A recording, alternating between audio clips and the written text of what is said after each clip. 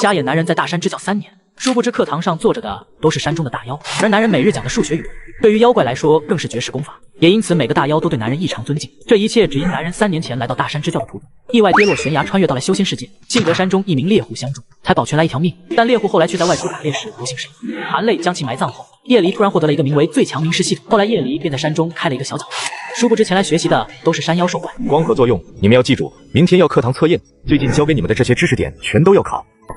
又要测验啊？今天的课全部结束了，还要听故事吗？老师，那个《红楼梦》的故事继续讲下去吧。您上次说到贾宝玉3拳打死镇关西了。银狼，你记串了，你把红楼和水浒记一块去了。别急，那今天就不讲这2个故事了，接着给你们说聊斋。在系统加持下，叶离每讲一次课，都是在给这些精怪们洗髓伐骨。旷日持久之下，精怪们的天赋与根骨早已达到令人骇人听闻的层次。最努力用功的班长虎吉，甚至已然快要达到化形的层次。好了，今日课程就到此结束，下课了。老师，再讲一个故事呗。是啊，明天要课堂测验，我们回去肯定仔细背知识点，今天再多讲一会吧。凡事有度，过犹不及，明日再讲，下课。老师再见。叶离才刚刚坐下，就听到外面传来学生们的笑闹声。老师，今天轮到我们来给您做饭了。好，辛苦你们了。我来洗菜，龙龙，你闲的没事干的，去后山给老师摘点果子来，都快熟透了。好，我这就去。然而此时此刻，正有几名修士在山间缓缓前行着。方师姐，不能继续往前走了，要是让长老们知道咱们为了寻灵真果闯入圣山这么远。宗门圣山灵气充沛，怎会没有灵真果？除非是有人摘走。有妖气，不对，不是人，是妖。妖气？这里可是宗门圣地，怎么可能会有妖气？方师姐，咱们快走吧。不能走，2位师妹，你们也都知道，宗门大比就在数日内，若我们实在寻不到灵真果，就不可能在宗门大比上拔得头筹。且我关奈妖气稀薄，不过只是只小妖而已，有什么可怕的？在方师姐带领之下，很快3人越过大片树丛，忽然发现有一只金丝猴正在几棵果树上闪转腾挪。果然有妖。师姐，先别急。赵师妹刚想解释，就忽然听到山开饭了，孙胡儿，快回来，别让老师等你。还没化形，居然就能口吐人言，这是怎么做到的？走，追上去，咱们必须要得到灵真果。很快3名女修跟着孙胡儿到了叶离生活的地方。都准备好了，快请老师出来吧。从这名青年身上，我竟感知不到丝毫妖气，甚至也没有感知到丝毫修为，但能够降服这一众快要达到化形层次大妖精怪的，怎可能会是一个普通人？人妖无法共存，势难两立。老师可以用餐了。好，今天的菜闻起来不错。师姐，我们还是先离开这儿吧，若是被那位前辈发现。好，我们先回去再说。然而3人还没起身离开，就忽然间浑身一颤，如坠冰窟，一股无形无影的强烈恐惧瞬间将3人笼罩。下一刻，柳树化身直接对着那女修3人发动了战斗。师姐，我会喊人来救你们的。大师兄，方一师姐被妖怪捉走了，快去救她。什么？圣山内有很多精怪，甚至还有快到化形的大妖。赵婉儿，你到底明不明白你在说什么？圣山是何等地方？那是太乙仙门最神秘之处，3000年来太乙仙门勒令任何人不准入内，怎么可能会有妖？而且还是快到化形的大妖。赵婉将所看到的一切都详细描述了一遍。潜入圣山是触犯宗门戒律的大罪责，要是让宗门知晓了，势必会对我林秀峰不利。但若是能救出方一师妹，此事就不必惊动师尊，也不必上报宗门。我们先悄悄进入圣山内一探究竟，看看情况到底如何。大师兄，我和你们一起去。不必，你先待在这儿歇息吧，等我们回来再说。你敢信眼前的一众大妖的老师竟是一个瞎眼凡人？只因男子是一个穿越者，讲的语文数学对于大妖来说都是绝世功法。老师，没别的事，我就先去复习功课了。好，你先去吧，你们也该学班长，就该这么认真学习才对。班长马上就可以参加特别考试了。是啊是啊。说着虎吉便转身离开，而虎吉却实际上并未离开太阳，就站在一旁树丛旁。等叶离进入房间内后，他才招了招手。银狼、金离儿，你们过来。柳树抓到了一个人，已经捆起来了。有人闯入，就说明这里很快就会变得不再平静。你们知道该做些什么？当然知道，这里是老师的家，我们绝不能让任何外人打扰老师休息。知道就好，这事儿就交给你来办了。班长，那我呢？你去陪老师待在一起，老师喜欢听你背课文，你就仔仔细细的背，一个字也不要错。陪老师待在一起，让他开心些，告知其他同学，一切都和往常一样，不要让老师察觉到任何异常。我去看看柳树抓住的那个人。而此时此刻，林秀峰的10多名弟子已然悄悄潜入圣山之内。果然有妖气，莫非因为圣山之内灵气太过充裕，真有野兽诞生灵智，成为精怪？大师兄，就算是有野兽成为精怪，但也不可能抓住防衣师妹吧？防衣师妹已经快要完成筑基，只有化形的大妖才有可能抓得住她。圣山之内怎么可能会有大妖？确实，这儿可是太乙仙门的圣山，是最核心地界。若真是要出现了什么化形了的大妖，消息流传出去之后，太乙仙门绝对会成为其他修行宗门的笑柄。随后，一众修士在圣山内仔细的搜索着，很快他们便停下了脚步。这里全是种植的灵草，前面竟还有具稻草人。那具稻草人动了，果然是妖，看我斩了他！妈呀！稻草人直接从田间拔出2条腿，飞快逃跑。区小妖也想跑，走，追上去！其余修士们对视一眼，面露难色。且不说这是宗门圣山，他们妄闯圣山外围，已经算是触犯宗门禁忌。但董良是首席弟子，他说话也不能不听。在我董良面前也想跑，寒芒一闪，竟直接将稻草人劈成2半，但依旧努力向前跑着。班长，救我啊！一个还没化形的小妖，怎么可能口吐人言？树丛远处，一只老虎和一只狼正静静潜伏着，正是虎吉和银狼。你听到没？是稻草人，人进入埋伏圈了。银狼，快去救稻草人！圣山内有妖也就罢了，毕竟这儿灵气充沛，孕育出些许小妖也不是什么难以置信之事。但为何一个未化形的小妖居然就能口吐人言？莫非圣山之中真有什么不凡之处？也罢，先搜魂看看再说。董良面无表情，大手就要抓到稻草人之时，什么？一只柳树精就走了一只稻草人精？按照常理来看，精怪们不是互为天敌的吗？为何会有一只精怪就走了一只？这里不是你们该来的地方。赵婉儿没有湖州，这当真是即将化形的大妖。如果他们已经化形，恐怕能轻松将我们灭杀。班长何必跟这群家伙废话，宰了拉倒。银狼冲入阵中，利爪一扫，便是3人应声击杀。余下人哪还有抵抗的心思，纷纷仓皇逃窜起来。想跑，哼！之后，只听得林间接连响起惨叫声，董良身旁只剩下最后2个人了，正强撑着恐惧，靠在他身旁，向他投来求助的眼神。2位师弟，现在只有一个法子了，但凭首席吩咐，我2人一定。渣渣，别想跑，不可追出去，外面很危险。可老师那边怎么交代？人跑了，定会引来更多的人。罢了，先把这些家伙抓回去，问清楚他们从何而来，再向老师汇报吧。一众修士被带回仓库中关押。老实交代，你们是什么人？为何到此？妖邪休要猖狂！我等乃是太乙仙门弟子，尔等盘踞我太乙仙门禁地，还敢袭击我等？待我等师尊长辈们知晓，定要你们好看！不错，尔等妖邪，等着被师尊们灭杀吧！班长且慢！循声望去，发生的竟是一株野山参，他乃是这圣山深处的千年老参，知晓许多事情。在此听课的所有精怪都对阿参十分尊敬。阿参，你怎么来了？这几个人杀不得，我们所在的这个地方乃是修行界第一宗派太乙仙门的宗门圣山，这些人都是太乙仙门的弟子，胡乱杀了，太乙仙门的高手不会罢休的。那依你的意思，人已经抓来了，放了也无用，不可杀，但留在这里也好跟太乙仙门的人谈谈条件。至于老师那边，还是班长你去汇报吧，这样告诉老师。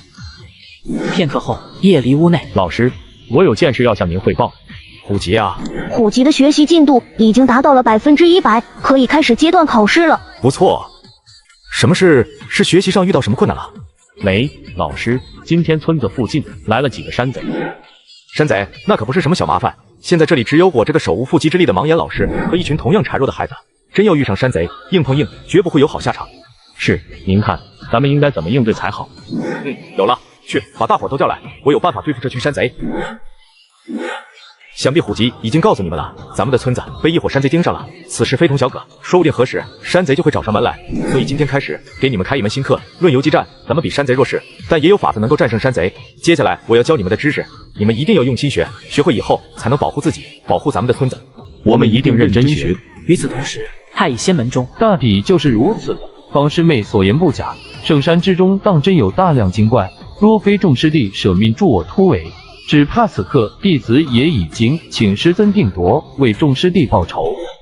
岂有此理！而今尊上闭关，门中竟出了这等事，倘若传出去，岂不叫天下人耻笑我太乙仙门？列位，此事必当严办。不错，妖邪潜藏于圣山之内，简直是在辱我太乙仙门。请大长老下令，我等即刻进山剿灭妖邪。列位，此事恐怕不宜大张旗鼓的办。老七，你什么意思？此等大事，难道要我等坐视不理吗？非也，只是修行界那么多双眼睛盯着咱们，若是大张旗鼓的办，只怕此事会走漏风声，对我太乙仙门名声不利啊！一派胡言！我看你是想独自去办，好独揽肃清圣地的大功吧。够了，休要口舌争。老七说的倒也不无道理，大张旗鼓的去，确实也让天下人看笑话。得想个折中的法子。董良，弟子在。依你所言，那山里的精怪妖邪能口吐人言，但并未化形，实力也只在化形上下，可对？千真万确。若非如此，弟子恐怕也没有脱身一说来。既然如此，眼下宗门大比在即，传讯修改宗门大比的内容，改为圣地除妖，对外称今年大比，我太乙仙门专程将镇压降服而来的妖邪关入圣地，给门下弟子实战历练的机会，让小家伙们去处置吧。妙计啊，大长老英明！即刻传讯，让小辈们做好准备，3天后进山除妖，都散了吧。说罢，唯独灵秀峰主留在原地，满面愁容，暗自盘算着如何搭救几个徒弟。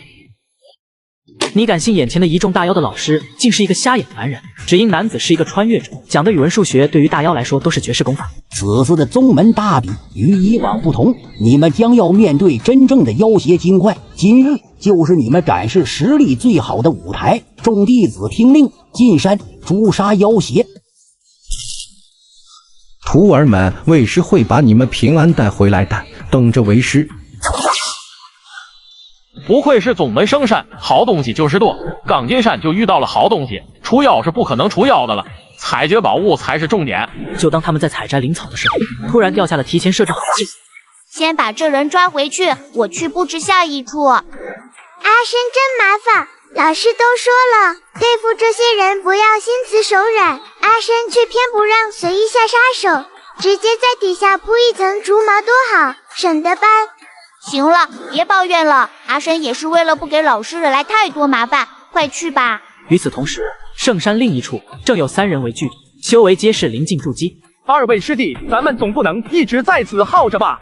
今次咱们可是来除妖的，总不能为了这一株仙草在这儿耗上1天吧？师兄，这是什么话？这雪莲少说有300年了，对修炼可是大有益处。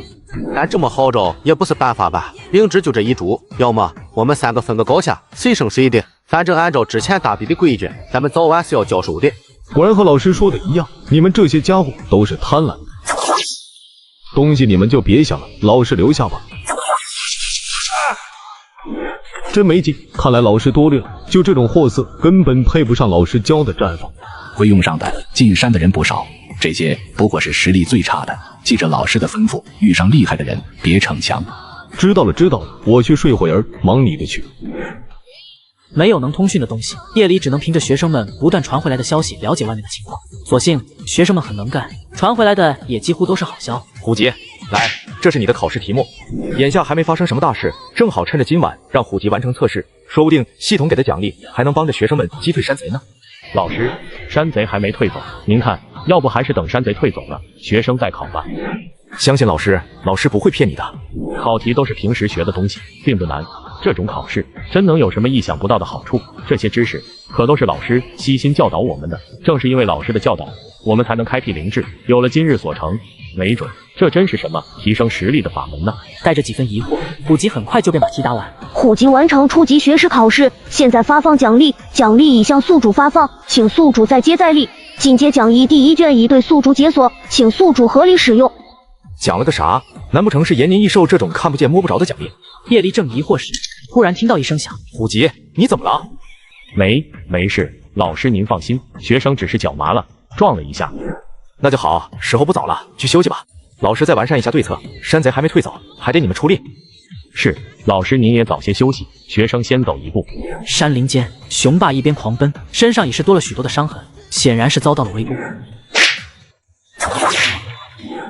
跑啊，小妖怪，你倒是接着跑啊！什么狗屁化形大妖，不过如此。来呀，你们要是有种，杀我试试，看看你们杀了我还走不走得出这山林。哈哈哈，笑死我了！你还是乖乖受死，还能痛快些，免得多受折磨。就在此刻，重重地砸在了那名太乙仙门弟子上。那几人目光一凝，瞧见来人，似乎与他们年纪相仿，面容却格外威武霸气，虎目圆睁，眼里好似结了冰，冷得渗人。本是意外和大部队脱节了，才被这几个家伙追赶到此。原本已经是退无可退了，怎么会突然有人类跑来搭救我？而且这人的身上似乎有股十分熟悉的味道。虎杰，你是虎杰？昨晚幸得老师点拨，得以破境。你先歇着，这些家伙交给我。你要干什么？我们是太乙仙门弟子，你敢伤我，太乙仙门必定与你不死不休。哦，是吗？不好意思，同样的话我已经听过一次了，再听就没意思了。还能动吗？还行，但恐怕出不了什么力了。不只是我，还有好些同学被袭击，伤得不轻。对了，班长，你真的只是考了个试就进阶化形了？那还能有假？老师说的没错，平日里用功一定会有收获。你们也加把劲，等你们都化形了，咱们就都能光明正大的照顾老师了。说着，虎吉转头搜索起那个领头之人的物件。班长，你这是？虎吉取下那人的身份令牌，又扒下衣服，化作那人的模样。去办点事，你先回去。说罢，虎吉便大步走进林间去。虎吉漫步走在林间，前方不远处正有几人迎面走来。参见师兄，不知师兄可有斩获？有，当然有。之前碰上的是第一批，你们是第二批。太乙仙门还真是财大气粗啊！这么好的伤药，居然人人有份。正好不少同学都在交战中受了伤，这些伤药是眼下最急缺的物资，是时候让这些家伙瞧瞧老师亲自教给我的游击战术了。班长，你可太厉害了，独自把那群家伙耍得团团转，现在那些家伙全都吓破胆了。就是，这几天那些家伙开始集中扎营，都不敢在林子里乱窜了。都是老师教的好，现在那群家伙不敢大肆搜寻，咱们就趁他们扎营，扰乱他们的阵脚就好。有这些伤药，也不必担心受伤没法治了。突然脚步声传来，众妖立刻收声，齐刷刷的看向叶离。我都听见了，你们很棒，老师替你们感到骄傲。老师好。亲眼目睹虎吉成功化形之后，众妖们对叶离的尊敬已然提升到了膜拜神灵一般的层次。好了，把你们都叫来，是打算给你们再添一门新课。最近山贼作乱，我知道不少人都受了伤，所以新开的一门课是医学。这是虎吉完成考试后系统给的进阶讲义，《黄帝内经·素问篇》《上古天真论》就在夜里讲着书中的内容。众妖们突然感知到了天地精华，疯狂进入体内。毫无疑问，夜里讲的根本不是医学，而是修炼之法。老师，这门课好难啊，咱们一句一句的学吧。夜里每念出一句，都有股无形的压迫力，压得众妖们喘不过气来。也是，这和你们之前学的那些跨度太大，通篇教给你们太过难懂，还是一句句学吧。这是什么恐怖的神通啊？仅只是开篇第一句，就有如此神威，多听一句便如同要被碾碎一样。学生们听得聚精会神，全然没有察觉到讲堂之外正有一道人影悄然潜伏着，脸上的惊讶之色丝毫不比他们少。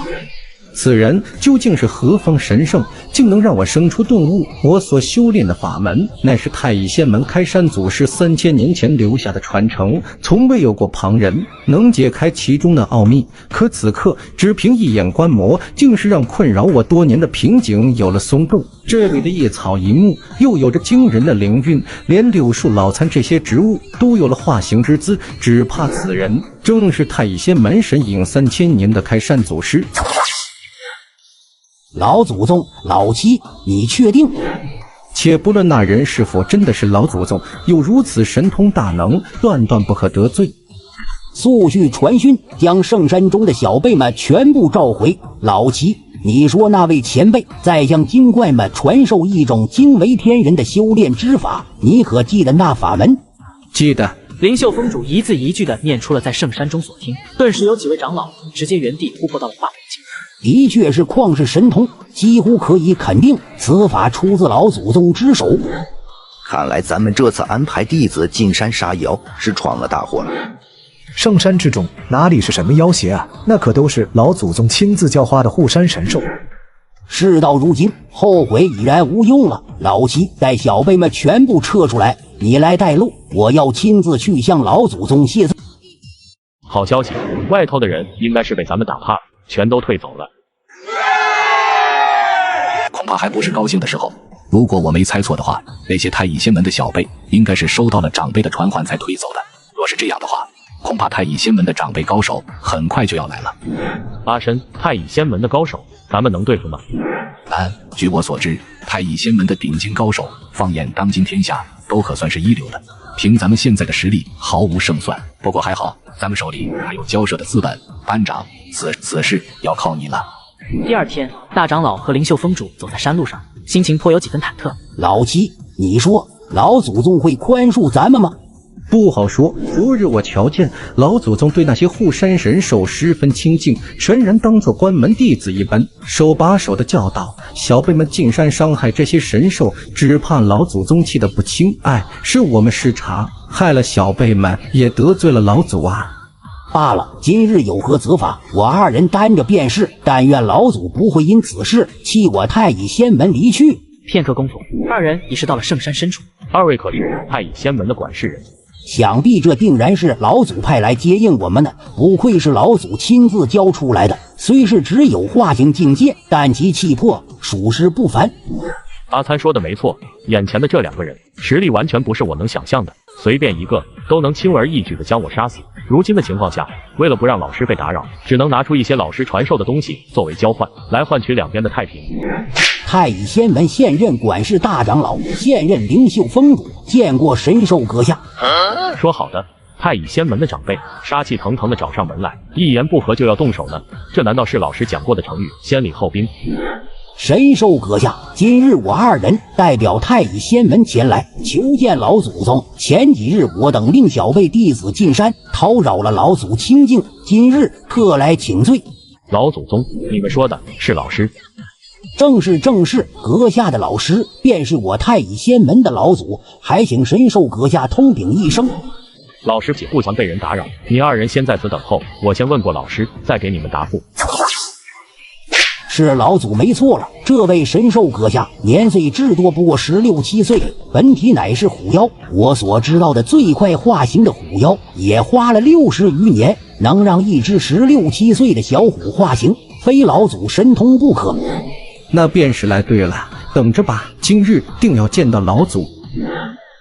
阿深，好消息。怎么了？见到太乙仙门的人了？他们怎么说？那些家伙把老师当做他们的开山祖师了。当真？那太好了。据我所知，太乙仙门的开山祖师早已不在世上了，全无对证。老师手中又有绝世神通，足以骗过太乙仙门的人。倘若真是如此，今后咱们大可不必担心太乙仙门了。你说吧，咱们该怎么做？此事要告诉老师吗？得辛苦老师写点东西，我去办。班长，你去把人带过来，和计划的一样，带到仓库去，让同学们不必集合，各做各的事就行。我很快就来。说着，阿贪起身奔向叶离的住处。柳儿97%，金梨儿99%，小莹98%，猢狲儿97%，阿深99%。看来大家最近都很用功呢。老师您在吗？进来吧，阿参，什么事？老师，我想拜托您一件事。您昨天教的上古天真论第一句，能写一份给我吗？我在邻村有几个玩伴，听说咱们村里有老师，也想学点东西，您不介意吧？好学是好事。叶离提笔写下昨天讲过的那句，又将后面的内容一并交给阿参。拿去吧，你的那些玩伴要是有兴趣，让他们一起来上课。好嘞，多谢老师。神兽阁下，不知老祖他老人家可愿见我们？老师这些年习惯了清静，不想见人。闻言，大长老二人的脸色顿时垮了下来。看来他们这次是真的惹怒老祖了。不过老师也说了，念你们无心之过，不予追究。你二人跟我来吧，我带你们去找那些小辈，把他们带走。不愧是老祖亲自经营的宝地呀！若非亲眼所见，我是万万不敢想象这般光景的。我也是昨日亲眼见过，方知老祖神通盖世无双啊！进去吧，小辈们都在里头了。二人走进仓库内，便见一众小辈缩在角落里不敢作声。阿深，人带来了，你跟他们聊吧，我在外头守着。见过仙草阁下，想必我二人的来意，阁下已经知晓了，不知老祖宗有何吩咐？一旁被捆着的小辈们瞧见自家师尊竟如此卑微，皆是瞪大了。老实说，他太久没见过外人了，不想被打扰，所以让我来和二位谈，给二位传句话，顺便送二位一点小玩意儿。请仙草阁下明示。也不是什么重要的事，老师说了，留在此地就是图个清静，往后管好门中的小辈，没有老师的传召，不要靠近此处即可。另外，老师让我把这2幅字送给你们。说着，阿参便把叶离亲手写下的2幅字推到二人眼前。和灵秀峰主抄写下来的不同，看着叶离亲笔写下的字迹，那股明悟感更胜之前100倍。谢老祖恩赐。起来吧，这幅字是老师送给太乙仙门的，还有1幅是送给二位和一众小辈们的警句。二人跟忙起身，迫不及待地拿起另一幅字来，上头写着“学而不思则罔，思而不学则殆”。良久，大长老方才小心翼翼地问了一句：“敢问老祖是否身在此处？”在。老祖定然已经功残造化，达到了那只存在于传说之中的无相之境，难怪3000年来老祖音讯全无。东西给你们了，老师的话也带到了。二位言及于此，我就不多留二位了。二位带上小辈们，早些回去吧。另外，还请二位牢记，老师不喜欢被人打扰。今天的事，还望二位不要声张，免得惹得老师心烦了。后果如何，我可不敢保证。是，仙草阁下放心，我二人一定好生管教门徒，并不扰老祖清静。这就告辞了，还请阁下带我二人向老祖问安。待人群走远，阿参和守在外头的虎吉方才发出一阵爆笑。还是你有办法？托老师的福，若非老师神通广大，也吓不走他。往后几天可要辛苦班整了。我看同学们大都临近化形，想来最多3、5天，大家伙都要开始化形了。班长有经验，可要辛苦一筹。小意思，都加把劲，等大家都化形了，才好尽心照顾老师。对了，老师那边还用去交代一声吗？不必了，老师问起，我自会去汇报，其他的就让大家伙不必操心了。辛苦班长巡逻，我要准备化形去喽。太乙仙门大殿之上，众多长辈齐聚，堂下亦有诸多小辈被传唤过来，听候号令。小辈们，今日门中要宣布一件大事，都认真听好，绝不可儿戏。大长老一边说着，便拿出了在圣山中老祖的教诲。经过查证，圣山之中乃是咱们太乙仙门开山祖师的清修之地，山中精怪乃是老祖亲自教化点拨的护山神兽。从今日起，任何人不得擅自踏足圣山，违者按宗派最高刑罚处置。另外，这2幅墨宝乃是老祖亲笔，乃是最顶尖的修行之法。今日向你们展示其一，另1幅需功勋卓绝者方可观摩。傍晚时分，叶离端坐在桌边，对照着系统中学生们的学习进度，开始制定考试题目。忽然，系统传来一阵提示：检测到新学员，请宿主确认。新学员。哦，对了，应该是阿参说的隔壁村的孩子吧？接连看下来，这些新学员大都是学习进度不超过5%的，倒也符合他的预期。但其中有一个却让他颇感惊讶。新学员方一，学习进度100%，可以开始进阶考试。这孩子居然这么厉害，刚被系统记录就已经可以开始考试了。稍作思索，叶离便去找阿参。阿参，没打扰你休息吧？没有，老师，我听说您在准备让我考试了。对，你金莲还有小银，你们3个的考题已经准备好了，明天就可以考试。不过考试之前，老师要让你出去一趟。你之前把老师写的东西送到邻村了吗？哦，对，送过去了，邻村的人特别喜欢。那就好，明天你去一趟邻村，找一个叫方一的孩子，让他明天过来考试。方一，之前抓的太乙仙门的弟子确实有个叫方一，想来是看过老师的墨宝，有所顿悟，即将破关了，倒也正好。今天的事虽然让太乙仙门的管事人服气了，但想必门中还有人存疑。要是有个太乙仙门的弟子在老师的点拨下轻松破关，太乙仙门的人就绝不可能再有疑惑了。好的，老师，明天我就去叫他过来。老祖宗的大神通果然厉害，之前修行中的不解之处全都解开了。结束冥想的方一刚要起身离开练功房，身后忽然凑近了，毫不避讳的伸手揽住他的腰。方师妹练完了，可有空闲跟师兄聊聊吗？董师兄自重。真冷漠，我还想着师妹你即将筑基，传授你些经验呢。不劳师兄费心，师兄还是好好想想，怎么跟师尊解释之前山里发生的事吧。我听几位师弟说了，董师兄当日为了脱身，可是做了些见不得人的事。闻言，董良脸上的嬉笑瞬间将死，渐渐转为阴冷之物。原本想着死无对证，但是若他的行径被捅出来，只怕免不了被重罚。方一的性子我太清楚了，历来都是个认死理的丫头，想堵住方一的嘴，可不是什么容易的事，只能……没别的事，我就先走了。要灭口，这儿就是个好地方，只需将方一伪装成练功时出了岔子，走火入魔即可。恰逢此时，方一的传音令牌响了起来，方一便停下脚，听着传音令牌传来的消息。知道了，师尊，弟子这就过去。董师兄还有别的事？没什么，听你回复，是师尊找你吧，快去吧，莫要让师尊久等。师兄管好自己就行。辛苦仙草阁下专程跑一趟，方一那孩子马上就到仙草阁下应查。方一是个好苗子，眼下筑基在即，让方一进入圣山，由老祖亲自点拨筑基。方一乃是女帝看中的人，而今方一被老祖看中，要亲自指点。此事若是告知女帝，想必女帝也会大喜。片刻功夫，方一来到大殿上，一眼便瞧见了和灵秀峰主对坐的阿参。参见仙草前辈。不用多礼了，准备一下，跟我进山。老师说了，你筑基在即，刚好我和其他几位同学也临近化形，便一并指点了。方一闻言，心头不免大惊。按理说，修士临近筑基，气息并不明显，而老祖远在圣山深处，甚至都没有亲眼见过他，便能准确知道他即将筑基。光是这一手，便足以碾压门中长辈。晚辈这就准备，有劳仙草前辈等我一炷香的功夫。好，一炷香后，山门前等你，快去吧。大长老，先告辞了。我送阁下。方一那孩子就拜托阁下照顾了，辛苦阁下代我向老祖问安。一定带到。圣山之内，方一一路跟着阿参来到村里，虽说是做足了心理准备，但瞧见那么多精怪，仍是免不了的有些害怕。仙草前辈，不知今日我能否有幸见到老祖？大概会吧。若是见了老师，可要管好你的嘴，别咋咋呼呼的。老师不喜欢别人喊他老祖，也不喜欢别人喊我们这个精那个怪的，大家都喊老师，互相之间同学相称，乱说话惹了老师不高兴，可别怪我没提醒。多谢前辈点拨。片刻功夫，阿参便把方一带到了讲堂内坐下，在这等着，待会儿老师过来给你发考题。交代了一声，阿参便兀自坐下，静静等候着。在片刻功夫，门外传来脚步的声音，方一立刻瞧见精怪们在听到脚步声时，立马坐得端正起来。阿参，那个叫方一的姑娘来了吗？弟子方一参见老师。好，来了就好，坐吧，准备开始考试。叶离很是满意的点了点头，将试卷分发了下去。不是来冲关的吗？怎么变成笔试了？这难道是老祖特别的点拨方法？他想不明白，但周围的精怪拿到试卷便开始奋笔疾书，也由不得他怀疑，只好埋头看向试卷。这哪里是什么考卷了？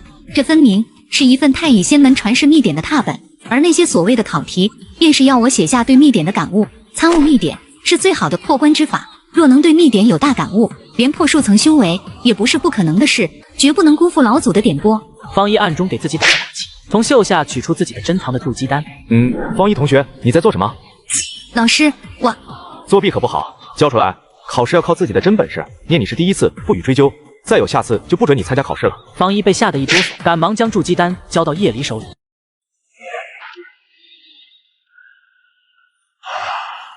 不出片刻，在此考试的学生皆完成了化形。学员阿参、小银、柳儿、金离儿、胡孙儿、方一顺利通过考试，现在发放奖励，进阶讲义第2至第7卷已对宿主解锁。看来系统是铁了心要让他教学生们医术了。其实也行，学生们去，自己也跟着学学，保不齐哪天真能治好了眼睛。此刻叶离全然不知在学生们眼里，正有6道金光从天而降，落入叶离眉心之中。这般景象，我曾在女帝的手记中见过，这乃是天赐大道时才会有的景象。当年女帝成功悟道，天降金光入眉间，女帝得了入圣之资，将来圣人之列必有一席之地。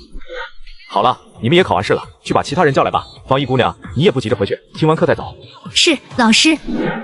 今天咱们讲上古天真论的第2局，方一姑娘听完课记得抄录好了带回去。太乙仙门内，大殿上，大长老和灵秀峰主正对坐下棋。老七呀，算着时辰，方一那妮子该回来了吧？怎么还不见人？那妮子去向老祖求学，有什么好担心的？老祖亲自指点，换作是我，老祖不撵我走，我绝不走。哈哈，说的也是，方一那妮子是有福的，老祖亲自教导，整个修行界怕是也找不出第二个人了。二人正聊着，屋外忽然传来脚步声。二位师尊，弟子回来了，这是老祖赐下的法门后续，请二位师尊过目。快拿过来！方一将法门放下，上头写着上古天真论的第2段，这一段不像之前看着墨宝就能有助修炼，仔细观摩并无什么修为上的变化，但却引得大长老和灵秀峰主2人陷入深思。这一段似乎并不是修行之法，也不是观摩冥想之法，老祖赐下这一段，不知是何用意。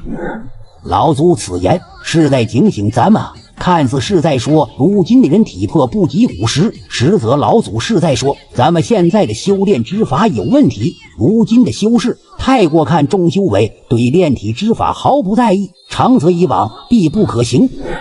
啊，对，不错，就如前些年的破军山门下小辈皆是武仙，精通炼体之法，同辈之中竟是许多修士小辈，在破军门徒面前毫无还手之力，想必老祖已然察觉到了此事。我懂了，老祖这是在提醒我们要尽早纠正修炼之法。之前老祖赐给咱们的2幅墨宝，给了弟子们悟性和快捷的修炼之法，就是要让弟子们有更多的时间和精力，好生炼体，让体魄跟上修为。不错，老祖定是这个意思。依我看，此事应当立刻禀报掌门，由掌门亲自下令，变革门中的修炼之法。可掌门还在关中，你我前去打扰，只怕不妥。有何不妥？老祖下旨福泽宗门，此等大事岂能瞒着掌门？老祖能料想到此事，降下这般旨意，想必就是要让我们提醒掌门。你说的也不无道理。这样吧，你我先去掌门闭关处，若是掌门应答你我，便如实禀报掌门；若是掌门无暇应答，此事便由你我先行布置，待掌门出关再做禀报。弟子遵命。方一赶忙抱拳作答，起身随着2位师祖掌门抵闭关之地。太乙仙门最高处名叫云路金顶，云路金顶上矗立着一座古朴殿堂，此处乃是太乙仙门历代掌门人的闭关之所。大长老从怀中取出一枚紫金铃，站在殿门前轻轻摇晃，殿内若是传回铃声，便是掌门的回应。3声，掌门此刻闲暇，有空听汇报；2声，掌门此刻正忙，没空听取汇报；1声，掌门正忙于参悟，不可打扰。若是一炷香后还没有回应，则掌门正处在至关重要的关口上，无暇他顾。看来咱们来的不是时候，也罢，终归是老祖的意思，先筹办起来吧。想必掌门知晓此事，也不会怪罪咱们的。说罢，3人便欲转身离开，忽然一阵轰响自天上传来，云层之上似有雷霆般涌。这是难道掌门一日就要攻城破关入室？鬼血雷，不好，掌门出岔子了！老七传讯所有人，开启护山大阵。灵秀峰主也立刻意识到了事情不妙，掏出传音令牌便要传讯，还没等他开口，一声巨响便猛地传来。大长老、七长老不必担心，本宫还没走火入魔呢。参见掌门。可恨，自本宫得到天赐大道已有50余年了，本宫自诩参透了大道，为何这最后一关本宫就是迈不过呢？大长老、七长老还有方一徒儿，你们今日何故前来啊？敢问掌门，是因何故失败的？方才鬼血雷浮现，我等倍感惶恐。还能因为什么？还不是因为本宫是女子，法身阴柔，抵抗不住大道洗礼。若非如此，本宫早就入圣了。闻言，大长老3人俱是一愣，眼中闪过一丝惊诧。难道老祖早已预料到了此事，这才在这个关口上赐下法门？你们3个这是怎么了？见你3人面色怪异，莫不是有什么事要告知本宫？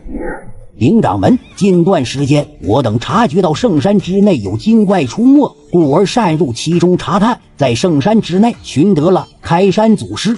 开山祖师？呵，你在说什么胡话？老祖他老人家3000年前便不知所踪了。本宫执掌太乙仙门多年，从未察觉到圣山之内有任何气息存在。即便你们真的找到了老祖，只怕也是老祖的尸骨吧？不，乃是老祖本人。那山中精怪亦是老祖亲自教化。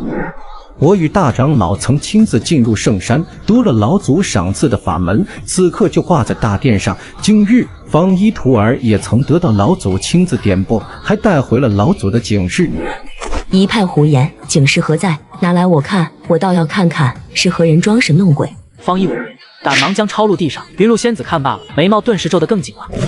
大胆狂贼，擅入我太乙仙门禁的，还敢冒充老祖，欺瞒我门徒，此事本宫绝不罢休。你们三个都说去过圣山，方一徒儿更是亲眼见过那人。那明日待本宫调理好气脉，便带本宫去与那厮当面对质。若是让本宫发觉此人装神弄鬼，本宫必将那厮挫骨扬灰。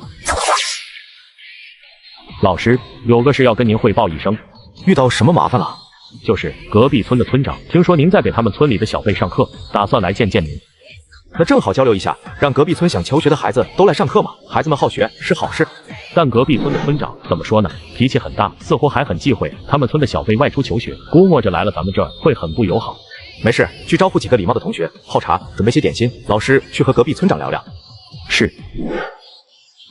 环境倒是不错。太乙仙门的几位，请随我来吧。老师已经备好了茶点，就等几位了。你是仙草阁下。大长老好眼力，正是在下。昨日和方一姑娘一同考试，侥幸过关，成功化形。方一姑娘应该是亲眼瞧见的。这参经不过1000年，但其觉醒灵智开始修行，绝对没有超过5年。5年之内化形，即便是我都难以做到。难道真有绝世高人？带着这般疑问，云露仙子一行跟着阿参来到了叶离的会客间。云露仙子瞧见叶离的第一眼，心中便立刻闪过一丝惊悚。我竟然感知不到此人的气息，要么眼前的人就是个彻头彻尾的凡人，要么此人的修为正如大长老所说，达到了传说中的无相境界，依然与天地融为一体。他依旧无法确信，索性把感知提升到极致，神识自灵宫探出，飘向叶离，欲要仔细查证一番。却不料神识接触到叶离的一瞬间，一股如坠冰窟、森寒彻骨的寒意立刻涌上心头。可怕，从未想象过的可怕，那种感觉错不了。叶离的双眼上隐藏着无上大道，整个太乙仙门，他只需弹指一挥间，整个太乙仙门都要化作飞灰。这是凤凰水仙。厉害啊！这正是凤凰水仙，学生们种的，几位尝尝吧。什么凤凰水仙？倘若服食，便有1/1000的概率能得到那一缕凤凰精气，浴火淬体，涅槃重生。难道眼前这位当真是老祖宗？窥见天机，知晓了我会破关失败，这才隐门中小辈到此，带回法门和警醒，又算准了我，给我准备了这珍贵无比的凤凰水仙，为我重塑法身。有一事，我想问先生，还望先生相告。听方一说，之前曾在先生这里参加过考试，不知否透露一下考试的内容？在叶离这里的考试，考的是太乙仙门秘传之法，其中许多内容是如今门中已经失传断代的。小事一桩，阿参把方一姑娘的考卷给这位客人看。云露仙子接过考卷，沉默着看完，心中疑惑已是一扫而空。不会有错了，试卷上写着的毫无疑问是太乙仙门的秘传之法，且是最古老、最完整的那一版，其中至少有30%是已经失传，连我都没见过的。普天之下，能拿出这法门的人，只有老祖一人。云露仙子站起身来，当即欲要参拜叶离，大长老却忽然神识传音：掌门不可！先前便听仙草阁下说过，老祖不喜欢被人称作老祖，更不喜欢旁人屈膝礼拜，只爱听人叫一声老师。掌门万万不要坏了老祖的规矩。你不早说！学生姬云露情愿，希望今后能来老师这里听课，还望老师成全。只是我，若是老师不嫌弃，我门下天资最好的小辈们都交给老师教导。好啊，孩子们想学就让他们来好了，我最喜欢好学的孩子了。老祖这是允了我的请求啊！后门中的精英弟子们全都能得到老祖的亲自点拨，那不得甩开其他宗派几10条街。哦，对了，今天你来的正巧，不如顺便考个试再走吧。老师，您的意思是要给我方一那样的考题？老祖连我冲关失败都算到了，特地准备了凤凰水仙为我增强法身，说不定真就给我准备了什么特别的法门，能让我冲破瓶颈。其实他并不知道，叶离远没有他脑补的那么深，提出考试仅仅是因为眼馋系统给的奖励。系统提示：姬云露的学习进度已经达到了100%，奖励治疗双眼的方案。你可愿意？愿意。好，那就准备一下，开始吧。几位自便，阿参招待几位四处转转。来吧，这是你的考题，认真答，不要作弊。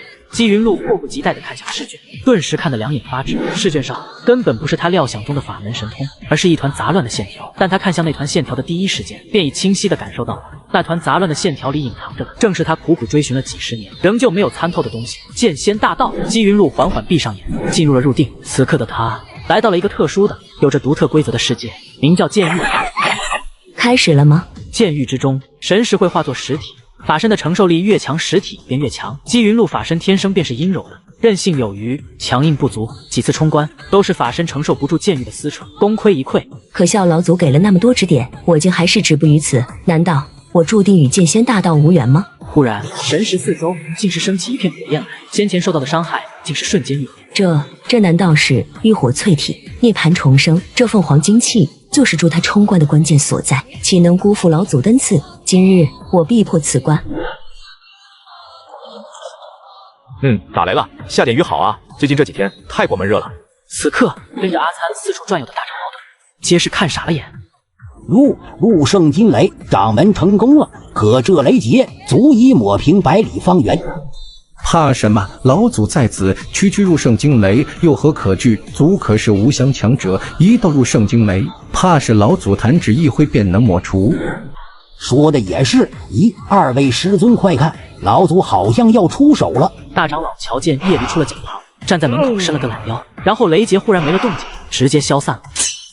我懂了，是老祖身上的无上大道威压太甚，直接逼退了雷劫。啊，对，老祖的境界当真是让人不敢想象啊！我已达到入圣境界，感觉如何？我这里教的东西可还值得学？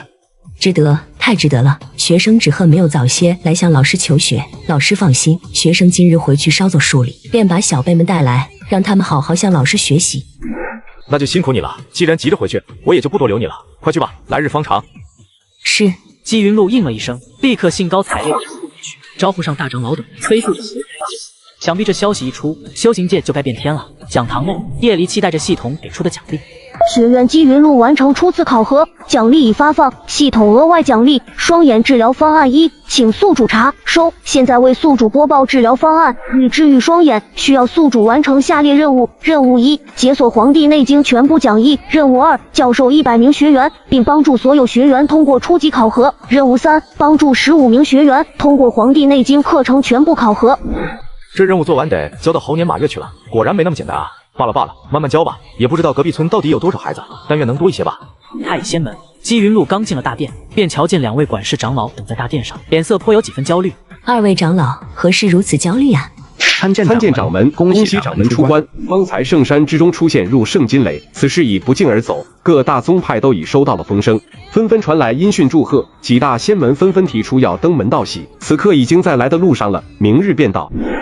来得这么快，不是想贺喜，是想确认一下本宫究竟是成功入圣，还是走火入魔了吧？吩咐下去，明日设宴款待各方宾客，既然来了，就索性让他们好好看看本宫到底是否走火入魔。而今老祖重新出山，本宫倒要看看这般鼠辈能翻出什么浪花来。隔日晌午时分，太乙仙门，姬云路高坐在掌门主位上，底下客座左右排开，坐着林林总总20-30号人。承蒙诸位挂念，远道而来，本宫代表太乙仙门谢过诸位好意。呵呵，元路丫头，见你如此精神，我等也就大抵安心了。早些时候听闻你太乙仙门出了鬼血雷，我等还担心是何人引动，而今看来倒是担心的有些多余了。诸位先有关怀，本宫感激不尽。至于那鬼血雷，本宫也不瞒着诸位，乃是本宫冲关失败引来的，所幸上天庇佑，得以顺利破除，本宫倒是未曾折损什么，有劳诸位挂念了。并未折损，不尽然罢。鬼血雷的危害何其大，可谓人尽皆知。寻常小辈不慎引来，都难免殃及旁人，更何况是云路仙子你呢？此人乃是7剑仙门之主，飞鸿剑圣，新生代中最先达到入圣境界。不错，仙子你引来鬼血雷时，可是神谷之巅，隔着入圣境界一步之遥。那鬼血雷的威力，足够抹平大半个太乙仙门了吧？岂会无损？如各位所见，太乙仙门平安无事，本宫亦平安无事。诸位皆是神谷境界，飞鸿道兄更是入圣高人，总能看得出来，这不是本宫的障眼法吧？仙子如今可是入圣高手，即便用了障眼法，也不是我等区区神谷境界能看破的。哦，本宫听明白了。说到底，诸位是觉得本宫入圣另有隐情，事出蹊跷，对吧？诸位有何高论，不妨直说，本宫愿闻其详。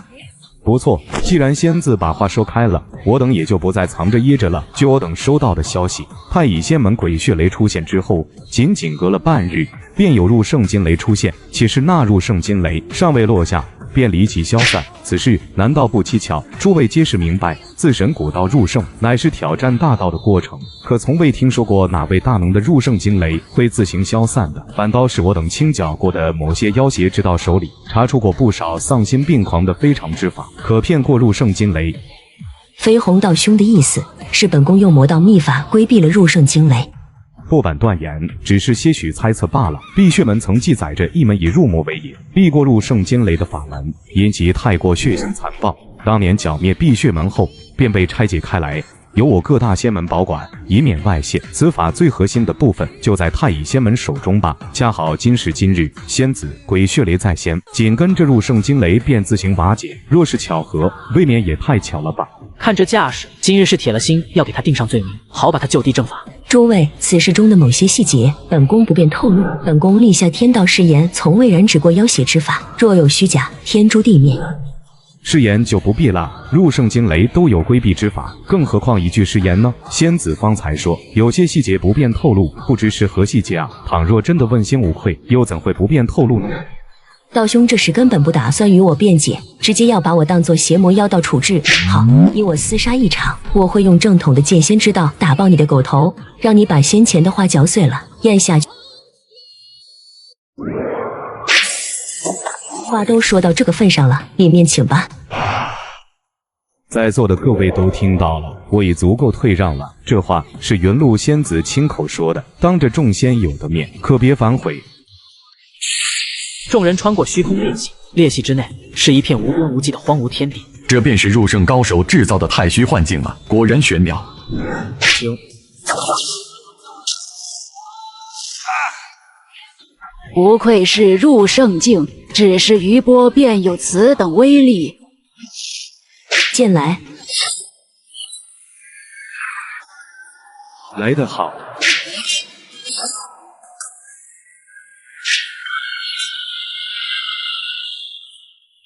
如何？停！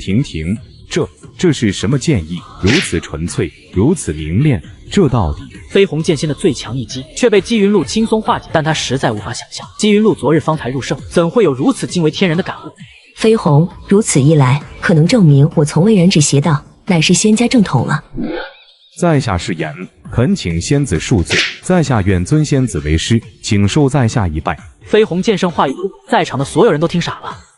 姬云露对剑仙大道的感悟，难道已经达到了飞鸿剑圣望尘莫及的层次？可这真的可能吗？昨日入圣，今天感悟就超越了飞鸿剑圣20年的钻研。服气了，服了，恳请仙子点拨，我愿并起先前一切所学，拜入仙子门下，听候仙子教诲。飞鸿剑圣感受到姬云露所拥有的感悟，才是他毕生都在追求的东西，自己参悟出来的那些，不过是剑仙大道的皮毛罢了。诸位呢？可还有哪位要接着逼问本宫的？一听这话，众人赶忙连连摇头，眼下飞鸿剑圣都跪地服软了，他们哪还敢多言？既然如此，本宫便可说说先前不愿细说的那些细节了。不过说之前，我要诸位立誓，今日所见所闻，除非得到我太乙仙门的许可，否则不可外传。诸位愿意立誓，我便细说；不愿立誓的，现在就可以走了。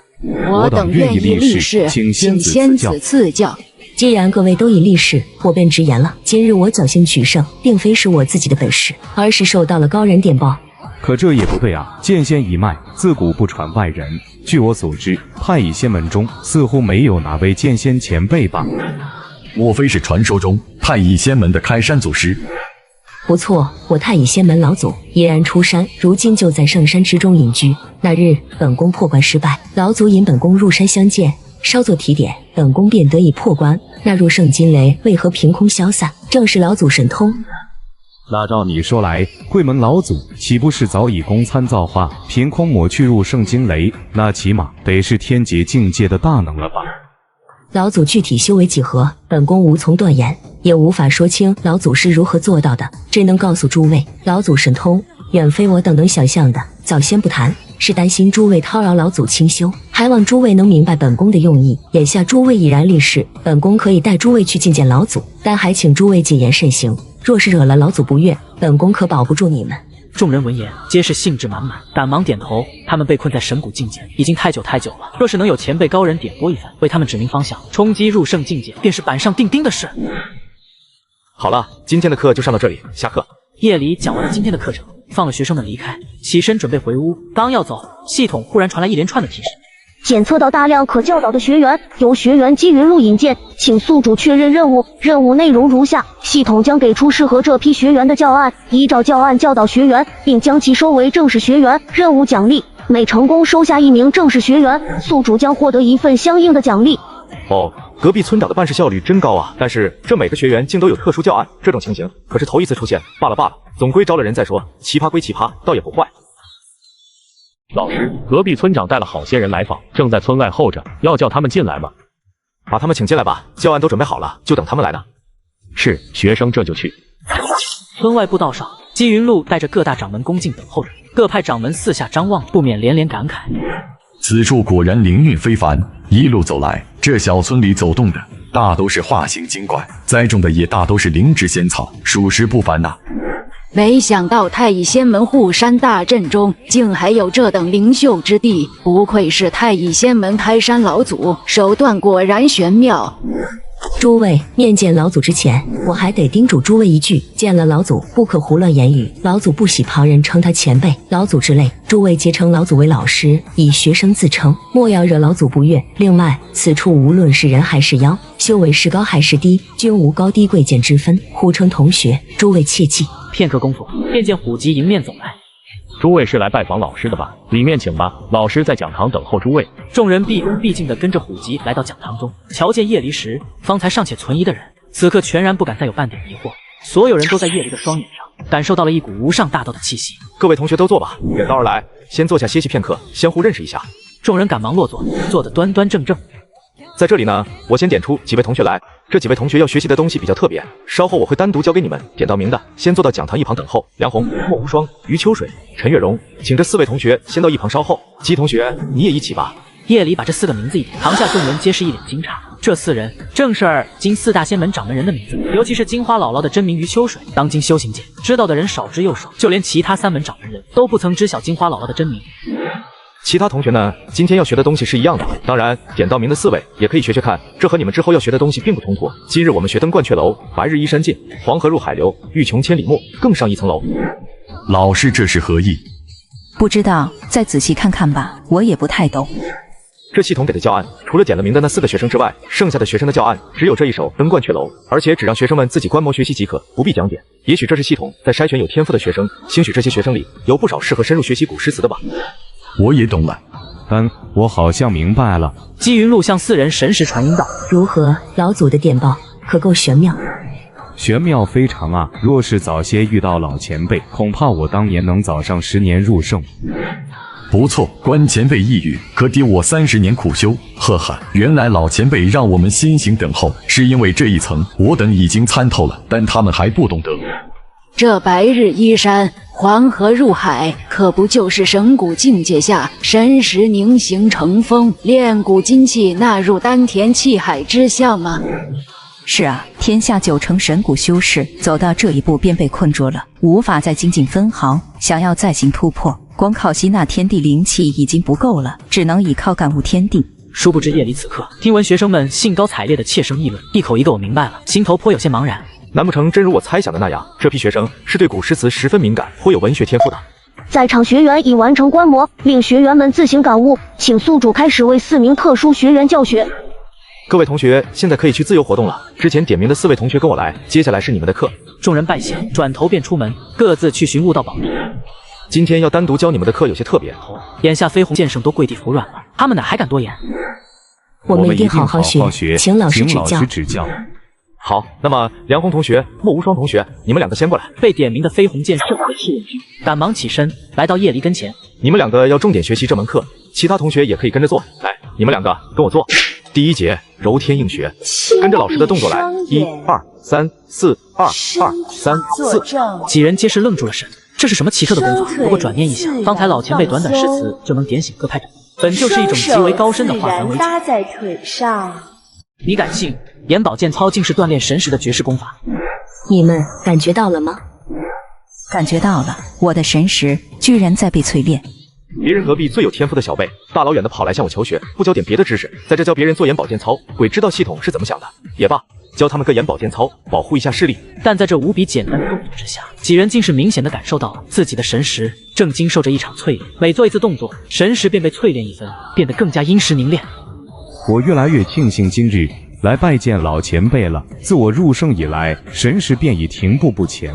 我本以为我的神识平生不会再强半分了，不成想今曰，呵呵，果然我还是太自以为是了，反而固步自封啊。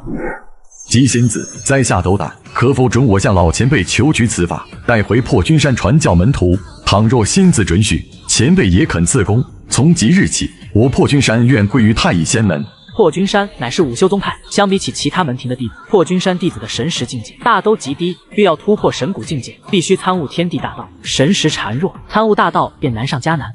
赤焰道兄先别急，老祖课还没上完，待老祖先把课讲完，再谈此事不迟。这套动作你们要牢牢记住，每天练习一遍很有好处的。另外，一定要牢记每一节的顺序，每个动作重复几次，不可贪多。贪多的下场，刚才他们已经尝试过了。试验君做完一轮，立刻想接着做第二轮，但刚做了一次动作，便觉神识受到一股惊人的压迫，仿佛下一秒就压碾碎他的神识一般。好了，接下来于秋水、陈月荣两位同学上前来，这另一门课主要是教给你们的，其他同学也可以学。金花姥姥和妙法仙姑赶忙恭敬上前。看着我的动作，跟着我做，预备节，开始，伸展运动，1、2、3、4。瞧见叶离蹦跳进来，他们立刻就意识到，叶离刚才教了他们淬炼神识之法，现在要教他们断体的神通了。果不其然，一边跟着叶离做动作，几人一边开始感受到浑身上下皮肉骨血经脉纷纷开始发热，好似置身于熔炉之中，全身的每一寸都在被煅烧淬炼。这是要确保学生们德智体美劳全面发展吗？这门课的动作复杂些，同学们都记住了吗？要是没记住，老师再教一遍。眼保健操、广播体操已传授传播，请宿主安排学员将之传播出去，没有一人成功学会，宿主都将获得奖励。今日到场学员人数5，奖励已发放。果然又是这种看不见摸不着的奖励，全当这所谓的奖励是让我身体健康了。姬云露忽然走进叶离身边，凑近叶离耳边，低声说道：“老师，学生有件事要告诉您。今天带来的这些人，大都是给小辈们授课的老师，当然了，肯定是比不上老师您教的好。学生有个建议，不如让他们把手底下有天赋的学生都带来，由老师您亲自教导，您看如何？”难怪今天教的课颇有些奇葩，原来今天来上课的都是各个邻村里的老师啊！难怪又是眼保健操，又是广播体操的，还给其他人看更上一层楼这种诗词，合着是要让他说服这些老师，把学生交给我来带，这就说得通了。那当然好啊，不过还是要征求一下他们的意见，我先问问他们，几位觉得今天我教的东西如何？甚好，老师教的东西实在太棒了，我们正想求得老师同意，让我们把这些带回去，交给其他学生呢。几位有心了，几位愿意帮忙传教就最好不过。另外，不知几位是否愿意让你们的学生偶尔来我这里听听课呢？我这里虽然简陋了些，但能教给学生们的东西不少。几位要是不嫌弃的话，岂敢！老师您言重了，您只需吩咐一声，只要不打扰您，我们随时可以把学生们带来。能让老师您亲自教导，是学生们的福气。几位不介意就太好了，今天的课也上完了，几位自便吧，改日有空常来坐坐。几人纷纷站得笔直，毕恭毕敬地送了叶离出门，这才议论起来。老前辈果然神通广大，今日我等可算是备受点拨了。可不是嘛，老前辈竟还准许我们传教，看来前辈的心思是要福泽天下修士啊。对了，姬仙子，老身冒昧，贵门拿出此等神通共享，不知我等应当如何报答才好？先前我等多有得罪，姬仙子不必客气，直说便是。好了，诸位，依着老祖的意思办吧，我想要不了多久，修行界便要焕然一新。不行，绝对不能留他，否则祸患无穷。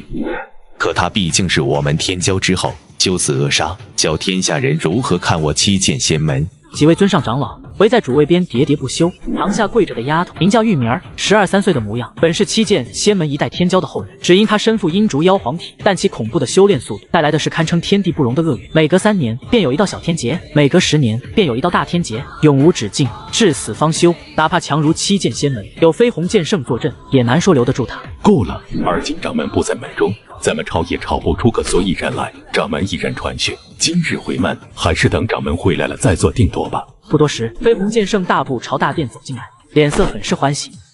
恭迎掌门回门，掌门一路可还顺利？顺利，可顺利了，不虚此行啊。那丫头是？哎，这是老九的女儿，之前养在外门，前几天突然觉醒了先天气运。好事儿啊！之前我还眼馋，姬仙子门下有个方一丫头，身怀先天气运，而今我七剑仙门也有了。老九要是泉下有知，定会欣慰的。可为何这丫头贵妇在此？这个禀报掌门，这丫头的先天气运令她觉醒了阴烛妖皇体。当真？这可就不是什么好事了。阴烛妖皇体修为不强时还好说，若是成长起来，引来的灾厄，恐怕连我都镇压不住。不会有错的。前几日巡天殿来人传说，要咱们尽早诛杀这丫头，您看此事？连巡天殿的人都惊动了吗？巡天殿监管修行界的一切风吹草动，任何威胁到修行界的存在，都会被巡天殿第一时间抹除。如今，要么听从巡天殿的指示灭杀玉明儿，要么以我们七剑仙门的名义保下玉明儿，一旦玉明儿成了祸害，整个七剑仙门连坐伏法。在场的各位长老中，8成都赞成遵循巡天殿的意思，只是我等觉得这丫头毕竟是老九唯一的后人，我等也不敢擅自定夺。而今您回来了，还请您主持大局，这丫头是否留下，请您示下。飞鸿剑圣沉默了好片刻，先前求学归来的大好心情都被压了下来。对呀，若是老前辈亲自教化，没准能让这丫头绝处逢生。去联络巡天殿，请巡天殿宽限几日，我带这丫头去见一位老前辈，兴许老前辈能保她平安无事。老师，之前来过的那位梁先生带了一个小姑娘求见，说是想请您瞧瞧那小姑娘。检测到特殊学员玉明儿顺利收入门下，可获得特殊奖励。特殊学员教案已发布，请宿主查收。这次的教案和先前的所有教案不同，没有任何需要他教授的东西，只帮他做了一个简单的规划，安排方一带新学生去后山探索，同时还附上了一张地图。带来见我吧，顺道去把方一叫来吧。是，学生这就去。约莫这半个时辰后，飞鸿剑圣便带着玉明儿来到了村子里。掌门，这里是什么地方？别怕，带你去见一位老前辈。见到老前辈，不要乱说话，叫老前辈一声老师就好，其他的事老前辈会安排的。说着，二人来到讲堂。老师，学生冒昧打扰了，还望老师莫怪。严重了，听说今天带了个新的学生过来，是叫玉明吧？是，这孩子有些特别，想拜托老师您帮忙看看，这孩子是否还有出路。一边说着，飞鸿剑圣一边把玉明儿拉到跟前。老师好。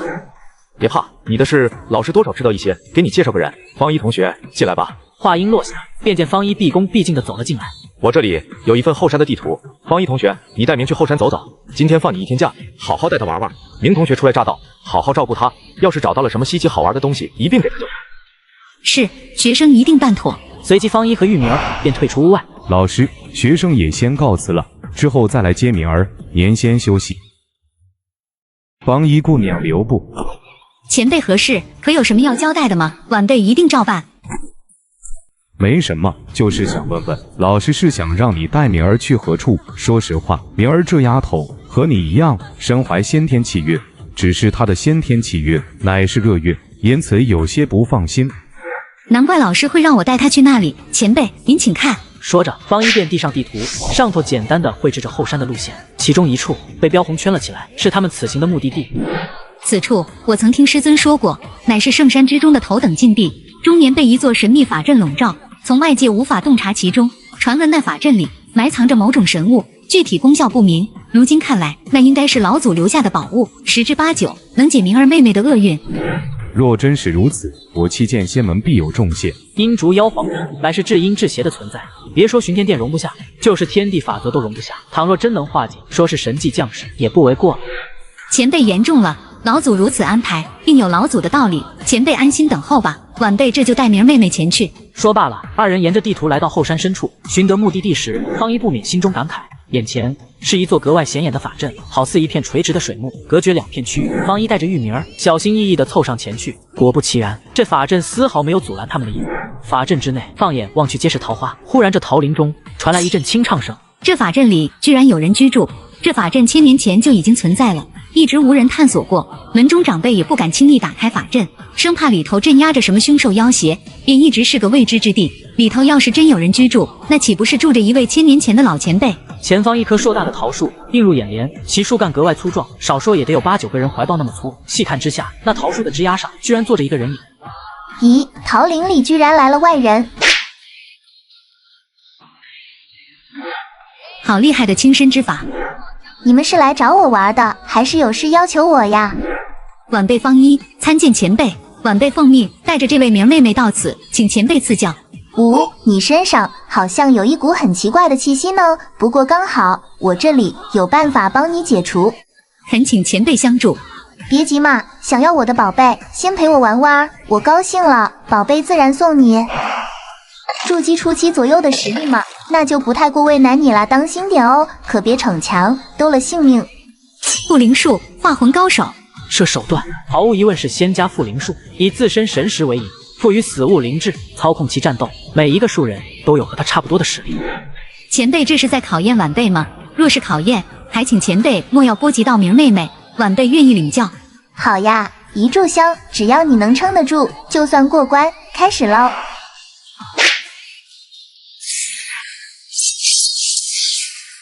方一游刃有余，丝毫不落下，眼看着一炷香便要烧到尽头。哎呀呀，小看你了呢！不行，我要耍赖皮了。下一刻，所有树人竟都一分为二。前辈，您怎么出尔反尔呢？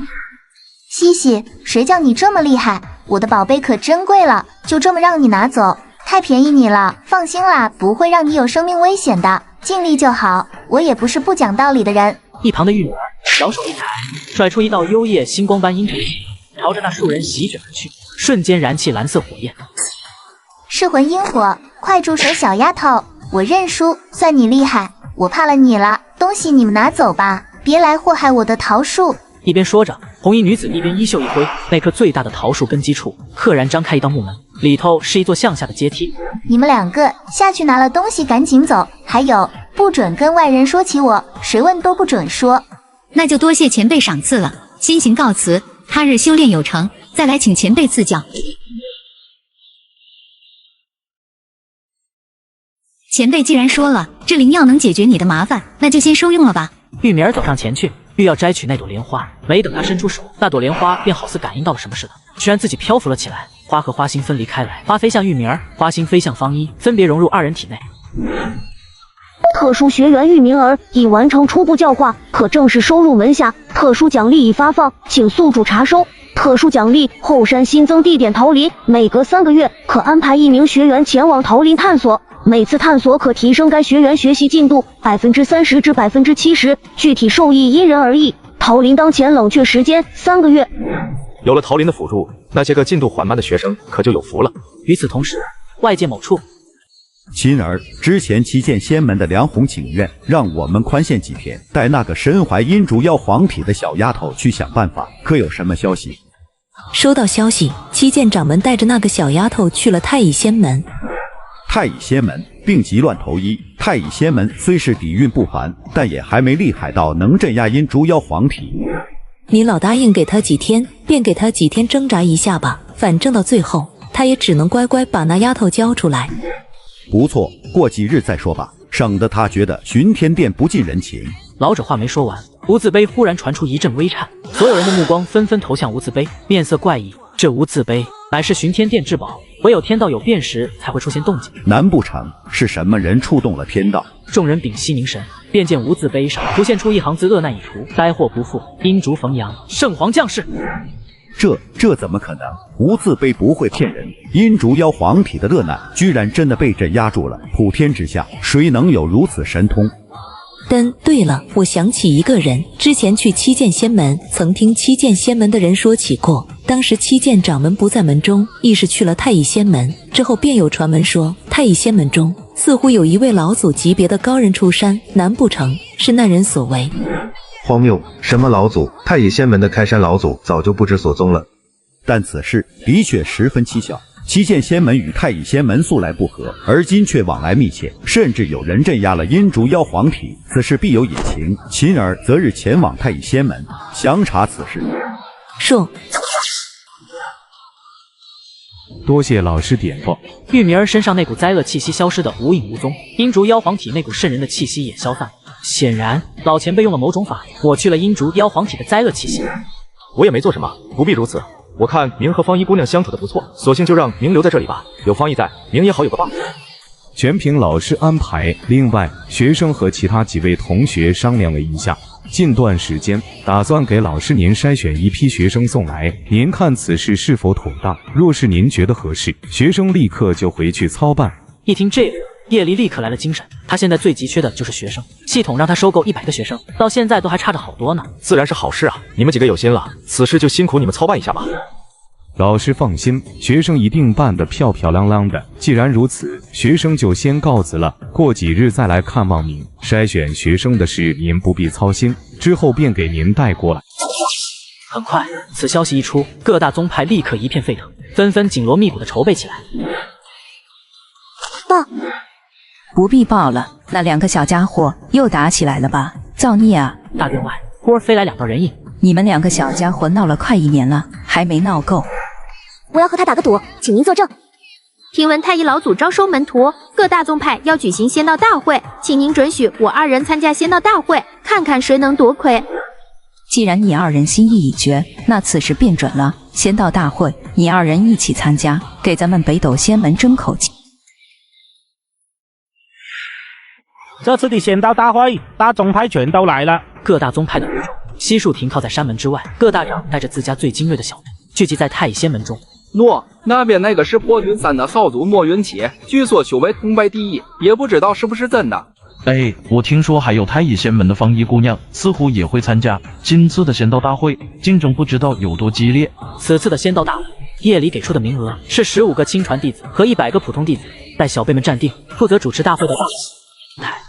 老夫简单介绍一下今次的规矩便开始。今次的考核项目由我太乙仙门老祖亲自制定，某些考核项目可能会让你们感到奇怪，不必怀疑，老祖的安排皆有用意，到时候你们自会明白。另外，本次考核中禁止一切借助外力的行为，如有发现，立刻取消资格。第1场便是修为测试。依依姐姐，我能行吗？别怕，老祖既然让你参与其中，定然是有所考量的。随后陆续有人上前触碰石碑，那些个名不见经传、实力不济的，自觉排在了前头。方才验查到第3个人，小辈们便不由愣住了神。这第3个人分明修为比之前2个人高，怎么会分数还更低了？那人的修为高些不假，但其修为颇有些虚浮动荡，似乎是修行时不够仔细，留下了些隐患。但随着修为提升，到了入魂境界乃至更高境界后，这些隐患就会开始渐渐暴露出来，成为修行路上一个又一个的瓶颈，甚至成为无法逾越的屏障，彻底卡死修为。终于，小辈们几乎全都查验过，只剩下几个备受瞩目的小辈了。北斗仙门的梧桐余生2人率先走上前去。我先来。2人互相瞪了一眼，互不相让。呵呵，2位小友不必争，老祖留言，请2位小友一起查验。一起？2人索性不再多问，一同伸手按在验符碑上。此2人气运中期，单人各85分，若携手共进，则均为满分100。这个结果一出来，众人皆是看迷糊了。2位小友，老祖是在用这样的方式告诉你们，你2人有着极其罕有的绝对同步天赋，携手共进，方可达成。老前辈的良苦用心，还望你2人牢记。好了，2位小友先到一旁等候吧，测试继续。随后上前的是破军山的莫云起，作为人群中修为最高的一个，他自信能够拿到高分。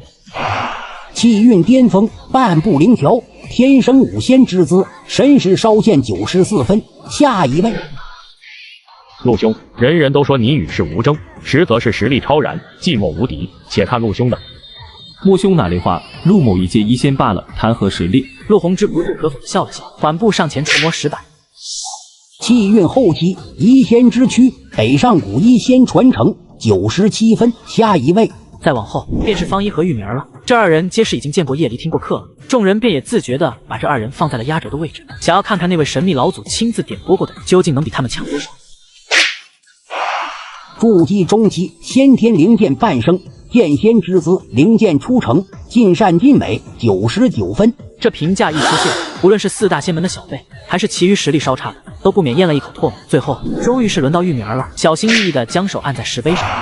修为上午，阴主妖皇的神物点化，灾厄已除，阴主为星，妖皇化圣，星月圣皇体，满分。石碑上的结果引来一片哗然，人们这才知道飞鸿剑圣将这个小姑娘送来拜见老祖是何用意。